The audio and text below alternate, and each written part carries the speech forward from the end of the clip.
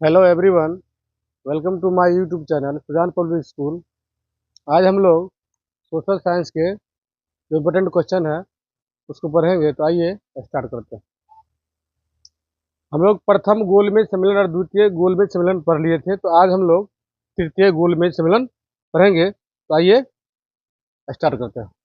द्वितीय गोलमेज सम्मेलन की विफलता के बाद नवंबर 1932 से 24 दिसंबर 1932 तक लंदन में तीसरा गोलमेज सम्मेलन आयोजित किया गया। प्रथम गोलमेज सम्मेलन, द्वितीय और तृतीय, ये तीनों गोलमेज सम्मेलन लंदन में हुआ था।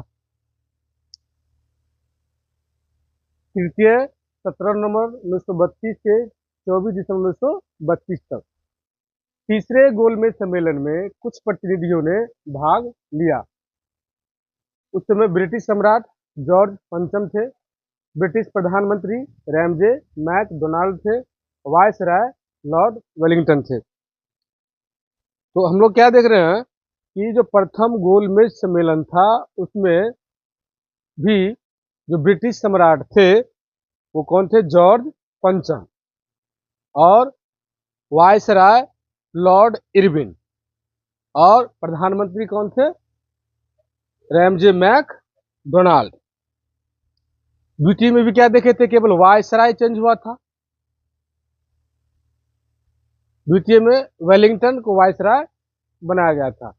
प्रधानमंत्री भी रैमजे मैकडोनाल्ड ही थे और ब्रिटिश सम्राट जॉर्ज पंचम ही थे। अब तीसरे गोलमेज सम्मेलन में भी ब्रिटिश सम्राट जॉर्ज पंचम ही है, ब्रिटिश प्रधानमंत्री रैमजे मैकडोनाल्ड ही है और वायसराय वेलिंगटन ही है। प्रथम गोलमेज सम्मेलन हम लोग पढ़ लिए थे 12 नवंबर 1930 से 1931 तक, इसको आप लोग याद रखोगे। द्वितीय 7 सितंबर 1931 से 1 दिसंबर 1931 तक। अब भारत सरकार अधिनियम 1935 में ब्रिटिश संसद द्वारा पारित होता है और ये 1937 में लागू होता है। क्रिप्स मिशन योजना भारत 1942 में आता है और 1940 में मुस्लिम लीग एक अलग देश पाकिस्तान की मांग करते हैं। अगला है ऑब्जेक्टिव टाइप क्वेश्चन, इसको देखते हैं। पंचायती राज संस्थाओं को संवैधानिक दर्जा किस संविधान संशोधन से प्राप्त हुआ? तो इसका आंसर होगा 73वां। दूसरा नंबर क्वेश्चन है, इनमें से कौन केंद्र शासित प्रदेश है? हम लोग केंद्र शासित प्रदेश पढ़ लिए हैं, ये 8 होते हैं। इस ऑप्शन में जो दिया हुआ है उत्तराखंड, छत्तीसगढ़, चंडीगढ़, केरल, इसमें भी जो चंडीगढ़ है वो क्या है? केंद्र शासित प्रदेश है। संघ सरकार का उदाहरण है अमेरिका, याद रखोगे। अगला क्वेश्चन है, संघ राज की विशेषता नहीं है। ये जो ऑप्शन हमको दिया गया है इसमें जो संघ राज की विशेषता नहीं होगी उसको बताना है। तो पहला ही ऑप्शन है एकहरी शासन, क्योंकि संघ राज में दोहरी शासन व्यवस्था होती है, और बाकी दिया हुआ ये तीनों वो उसमें होता ही है।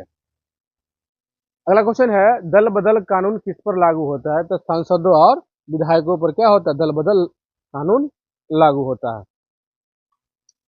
पटना नगर निगम के प्रधान को क्या कहा जाता है? पटना रहे चाहे कोई भी नगर निगम रहे, इसके प्रधान को हम महापौर ही कहते हैं।